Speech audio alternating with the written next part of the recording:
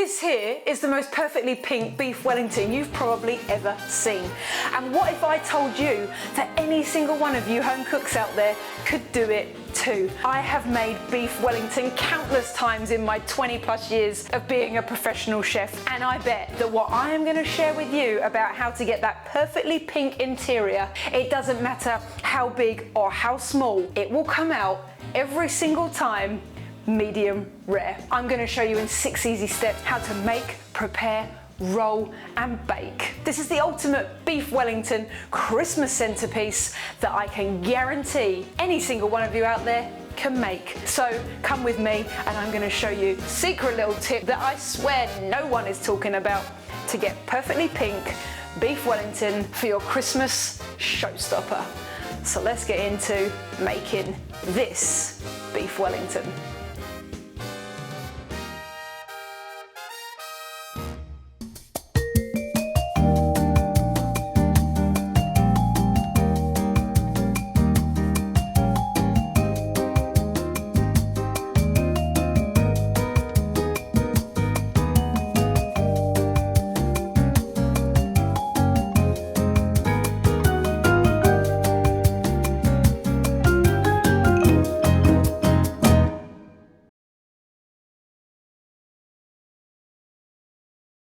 So here are our ingredients. For a dish that is so revered as difficult and complicated, really not many ingredients.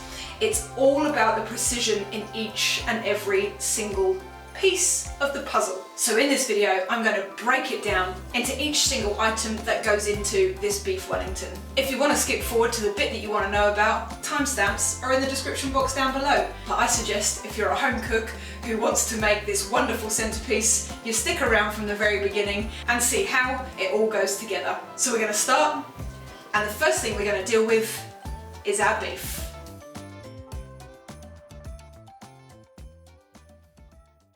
So here is our beef. I've got a 550 gram piece of beef. There are string pieces holding this together, and that it looks a little bit dry because yesterday when I came home from the supermarket, I took it straight out the packet, put it on a plate and put it into the fridge, because if it is dry, we are going to be able to get a really amazing sear and crust on this. Whereas if it's wet, that is where we might come into our first problem, because we're putting it into the pan while it's damp, and it's taking a long time for that reaction, the Maillard reaction, to brown the meat because it's very moist. So, tip 1, when you buy your meat, take it straight out the bag. I'm going to remove these strings and let's see what we're actually dealing with here.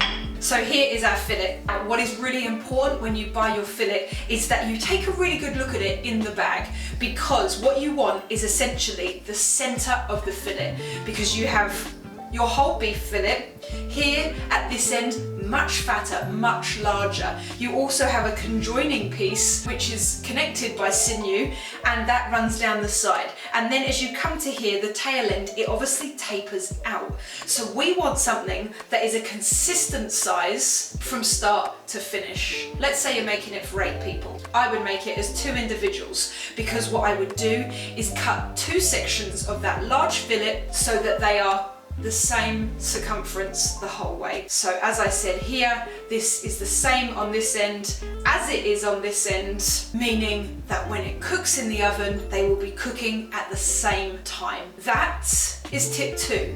You want to make sure that it's the same width from start to finish. Also, the problem can be is if you get that end piece in the bag at the supermarket, it actually will be tied together and will be 2 individual pieces, because usually what they will do is use this top half which was connected by the sinew, and they will add it to the bottom half and tie it together. So just take a minute or 2 when you're looking at the packet to really make sure you've got something that is full. Next up with the beef, we just need to trim it up a little bit. So you can see here, this is like a little bit of fat, and we have a little bit of here, the silver. This is the connective tissue, and that is a little bit tough and doesn't really break down when you cook it. So we just need to trim it up, and we want to make sure that we are all meat. So let's sort that out. Really easy to do as well. Take your knife, just nick in, and you just want to slide it along that sinew. and it will all come off in one piece, and you won't be dealing with loss of meat. So as you can see there, now it is all just meat, no sinew. And we'll do the same here at the top. We'll just remove this little bit in case there's some underneath. And here. And just here on the back, again, you can see here where it's dried out.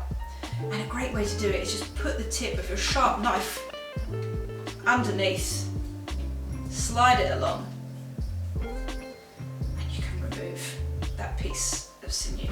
It will shrink slightly when it cooks, you always have to be aware of that. And so there is nothing worse than not being able to be generous, and when you're taking that first slice and you're like, oh no, I need to really be tight with this. So 550 grams might sound like a lot, but I do recommend that that would probably be enough for 3. And you don't want to be caught short with the end shrinking in and all of a sudden you've got little bits of your end pastry which don't have any meat in it. Now all we have to do is generously season the outside and sear it off in the pan. Always make sure that you're generous with your salt and pepper when seasoning it. I know this looks like a lot, but you've got to imagine that this is going to be in contact with the pan first. It might lose a little, it's going to lose a little bit as I pick it up, it's also going to lose a little bit as we sit it on the plate. So always be generous, because there is nothing worse than a piece of under-seasoned meat. You want to get that pan really nice and hot, because as I said, we really want to make sure we get a dark golden colour on the outside of this. And we don't want to cook it all the way through, so it needs to be hot and fast. This is all about flavour, not cooking the meat. And there it is. What you saw me do at the end there as well was just sear both ends, because we want to make sure that we've got that full dark crust on the outside. And what is really important when you're searing meat is that you don't turn it too quick. You need that pan to be hot and you need to let it sit there, because the longer you let it sit there, it creates this reaction and makes it easier to turn, so you don't end up pulling it or it's sticking, and it just makes everything so much easier. And so that is that part of the beef done. Now we're going to move on to some of the filling. We're going to put this in the fridge so that everything stays nice and cool while we get the other bits ready to go.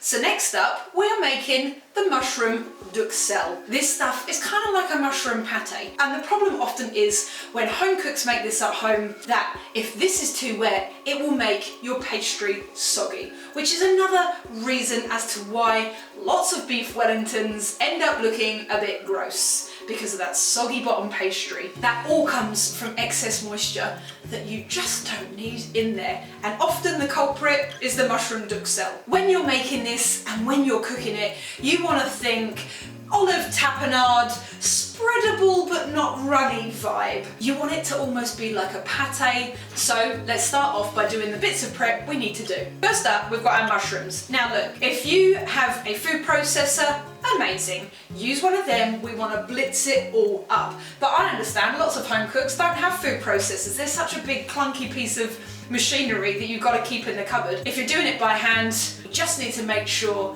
that it's all nicely chopped up. Might take a little bit longer, but that's the trade-off. Either blitz it up or chop it all up until it looks something like this. If you're chopping it by hand, really cut them mushrooms into the thinnest slivers you can, and then we're just going to chop it all up again, cross hatch it, and we just want to break it down until it's all into these little tiny pieces. The mushrooms are done, and as you can see there, I kind of cross chopped at the end. You want to get it as even in size as possible. It is of course going to cook down, so then larger pieces will slightly shrink. Next, it's the onion, the garlic and the thyme. So if you've got some fresh thyme, amazing, pull it off the stalk. It's okay if you've got a little bit left. This stuff is very soft, but the very ends are often extremely woody. We're going to do 3 cloves of garlic and 1 onion.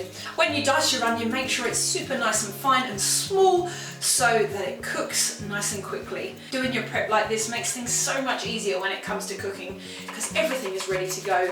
It's my #1 chef tip. Just makes cooking in the kitchen so much more manageable. Get your mise en place done, and then it's easy when you need it. So everything is ready. Now, my next suggestion here, use a large pan as opposed to a small one. If you don't have a large pan and you only have a small pan, then do it in 2 batches. And once all the moisture is fully gone, we can add it all in together. But The larger, the better. More surface area, meaning it will cook down a little bit quicker and everything will happen a little bit faster. So let's get it on the stove and get it cooked so we can get it cooling and we can move on to the next job. Add a little bit of olive oil to the pan. First add in your mushrooms and you'll see they'll go through changes. First of all, they will start to let all their water out, and this is where you really want to make sure that all that moisture is gone. They then will start to change colour, become drier and more caramelised. Then you can add in just a touch more water and we'll add in the onions and the garlic and the thyme.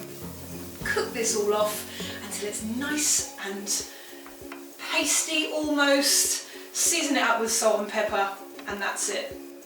Easy as. I told you that this wouldn't be complicated. So that is it. Our duxelle is done.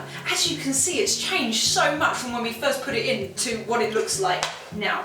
It's dry, but it also has that sort of slightly tacky quality to it, which means it will stick together. And you saw me first of all season there the mushrooms before I added in the onions, etc. And that is just to bring out any excess moisture that's in the mushrooms, because the salt will draw it out so we can keep it nice and dry. Now we just need to taste this and see if we need to adjust the seasoning any more.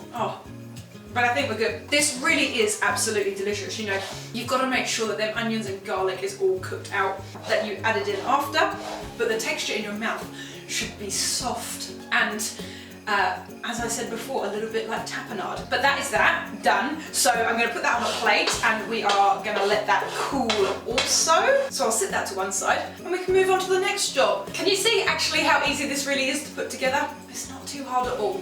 You just got to take it slow and into nice, really easy, simple steps.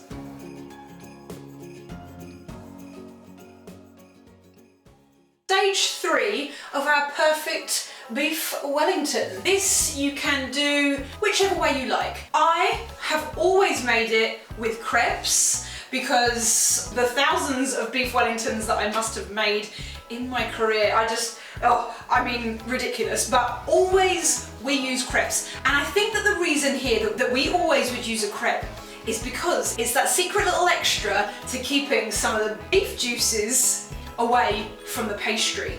Hence another reason why we're not going to end up with a soggy bottom to this Beef Wellington. Yes, prosciutto, parmesan, whatever, delicious. A lovely little extra flavour note there, but this is my trick to keeping all them juices where they should be. So let's make a little bit of pancake butter. We are just going to cook them off in the pan, super nice and thin, and we can assemble this. So just make a really easy crepe batter. You want the same amount of egg to milk to flour. I'm just using this cup measurement here so that I can easily see on the measurement how high the eggs come, so I know how much milk and flour to put in. I do also like to give the milk and the eggs a little beat together before I add the flour. What is a fantastic addition to these crepes though is some herbs. If you've got any fresh herbs, parsley, maybe some chives, even some oregano, maybe even a little extra thyme, chop it up, add it in. It just adds that little extra je ne sais quoi. And just beat it until it's smooth and that lovely crepe consistency. And because this is going in a savoury dish, we're going to season it, salt and pepper. So that's ready to go, and now we just need to cook it off in the pan. Hopefully we'll get 2 nice crepes out of this that will be large enough to wrap everything up.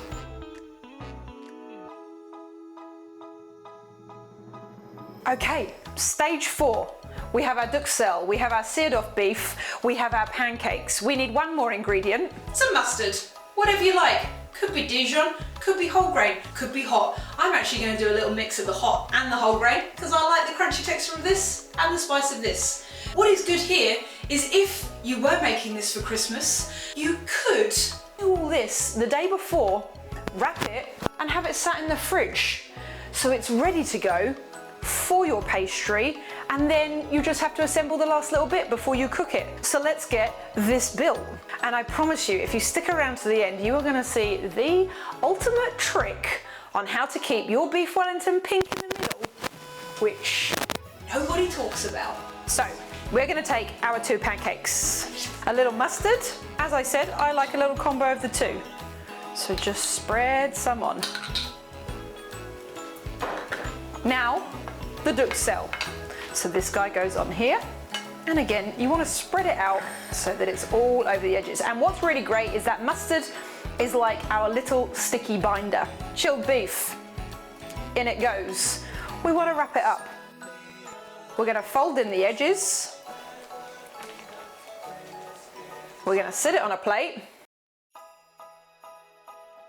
We've done half of the assembly, now let's do the rest. So the Wellington is chilling in the freezer. We've got about another 5 minutes left.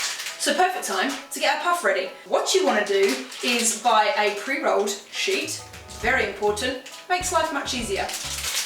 And now unroll it. And what I always like to do with these pre-rolled sheets, turn it over, remove the sheet, get rid of that guy because he's a bit sticky. Get a new piece, a plate for underneath, because once we've made this with the stuff that's in the freezer, we're going to glaze it and it's going to go back into the fridge for another 15 minutes. This is probably the most arduous bit of this, but we want to keep it cold and we want the egg glaze that we put on top to set, because that is going to give us that insane golden colour. So get your egg yolk. Really do only want yolk for this. And we're going to cut this in half and we'll go get the bit from the freezer. And this is where the freezer has done a really great job because this is cold, it's set. So on it goes. This is where it does get a little bit fiddly, but imagine you're wrapping Christmas presents. A little yolk so that we can stick the top half on. Hold this end. We're going to stick this guy here. I'm going to draw it back, so now I've got my hand tight on that end piece which I've folded up. We're going to go all the way to the back, and I'm going to do the same there, so that it is fully tucked in, 100% tight. You want to make sure you push out all of the air. The same on the back.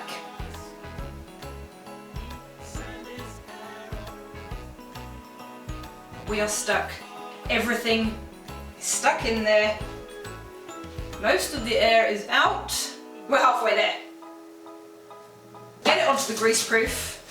And now I'm just going to crimp these edges. Take a small skewer and we're going to pull it in like this. We are going to create a little beautiful edge to our Wellington. Make sure everything is stuck together too. The 2 layers of pastry that is. And now we glaze generously with the egg yolk. Make sure that egg glaze is even over every single portion of the Wellington. And if you wanted to make this glaze even better, I'm going to put this into the freezer right now, or you can sit it in the fridge.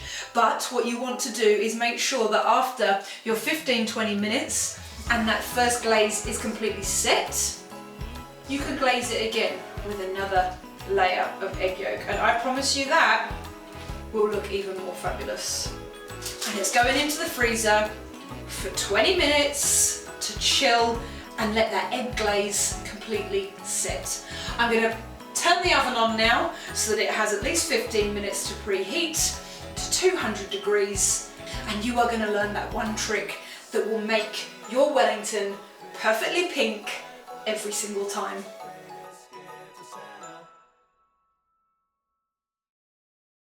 We have finally made it to baking the welly.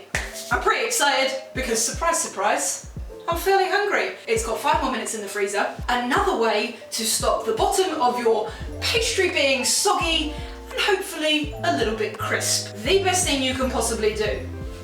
Put your tray in the oven 5 minutes before. In it goes. We're in the preheated oven at 200 degrees. And now it's about the trays. So either the tray that you've put in the oven has slots in it. You know, think, I'm gonna see maybe if I can find a picture and I'll add it up here. You know, like the pizza tray vibes that kind of have the holes in, something like that, fantastic. But what I think is also a very good option is some kind of wire rack. This one, obviously, the gaps are slightly wider, So you do have to be careful that your Wellington is wide enough that it doesn't sit on the holes and maybe flops through. So that is why this kind of thing is another great option. It's off a barbecue. Excellent, because it means I can sit it on there and it's got lots of space to sit and isn't going to fall through the gaps. So I think we're going to go with this guy. Obviously it needs to be slightly elevated, so I'm going to use this guy as my elevator. And the reason I want that tray to get nice and hot is because, again, that's going to force up lots of hot air into the bottom of the pastry, hopefully meaning it is not soggy. I'm going to go get the Wellington out of the freezer and we're just going to finish off the top. So that egg glaze is now, you can see it, it's like shiny. That is what you want your glaze to look like before it goes into the oven. So now I'm either going to ruin it or make it look really beautiful. We're going to do the same like we did with the Petivier, and we're going to draw some beautiful little lines that don't go all the way through. This is a great way to decorate the top of it if you don't have a lattice cutter to create a lattice top. So let's score it. You want to make sure that when you score this you don't go all the way through. We're merely cutting through the egg wash so that you get a pretty line.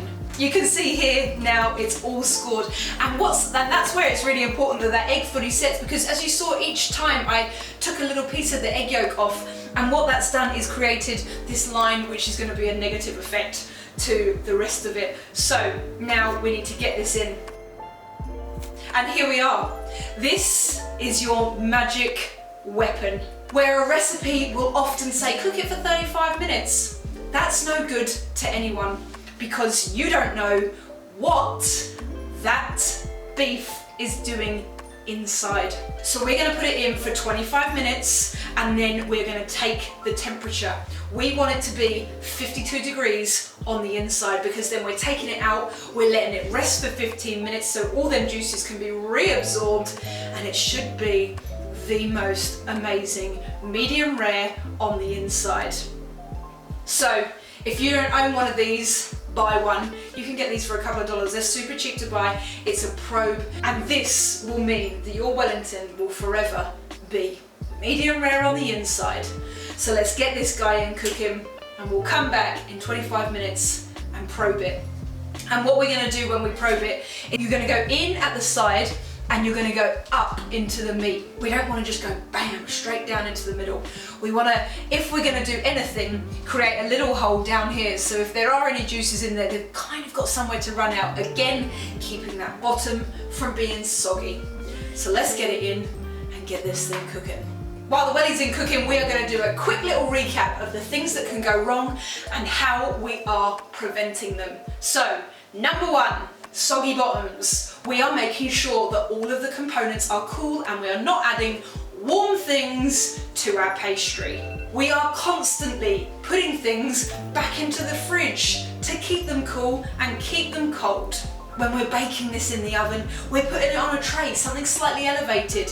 And if you don't have that, we're putting it straight onto a hot tray that's been in the oven preheating. The next problem, your duxelle, which can be another reason why moisture is getting into your beef Wellington. You want to make sure that it's dry and that there is no moisture left in it for when you use it. Now for the meat, you want to make sure to keep that interior medium rare and absolutely fantastic, that you are using a thermometer. This is your saving grace when it comes to perfecting your beef Wellington. We want it at 52 degrees when we take it out to let it rest. All of these things together mean that we can create an amazing beef Wellington that doesn't feel scary, that any home cook can take on, and it can be that show-stopping centerpiece that you put on your Christmas table. I really hope that this has been useful for you. Let me know in the comments section down below, will you be trying it this Christmas?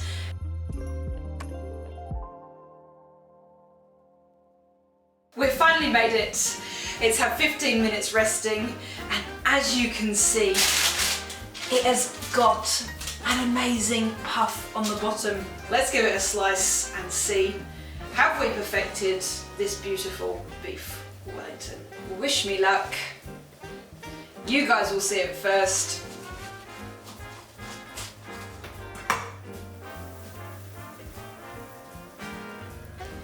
perfect.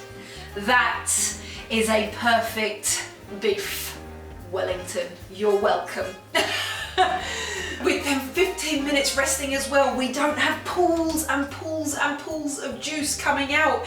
It means that this guy has perfectly rested.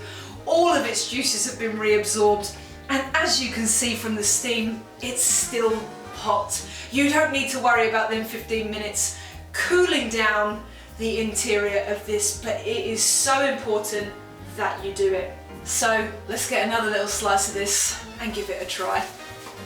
So let's get into this. I've served it up on the side with the most amazing sesame Swiss chard. Let's get into this. I mean, what's not to love about it? That steak is perfectly medium rare. Oh, it's soft and melts in your mouth. The duxelles, the pancakes, the pastry, all incredible and just absolutely delicious. I know that Christmas feels like a big weight on everyone's shoulders, and making something like this can be expensive, but I just wanted to show you that any of you out there could make it if you did want to. It's the time of the year for giving, so if you did make it, but you know that your neighbour maybe isn't having the best of times around Christmas, well, take a slice of this over and share it. I hope that you've enjoyed this video. Come back next week for another Christmas banger. But for now, I'm gonna eat this for my dinner, and let me know what you think in the comments section down below about this. And hey, if you're new here and got all the way to the end, thanks so much. Give me a like, give me a subscribe. That way, you'll never miss out on things coming out of the Dishes with Del kitchen.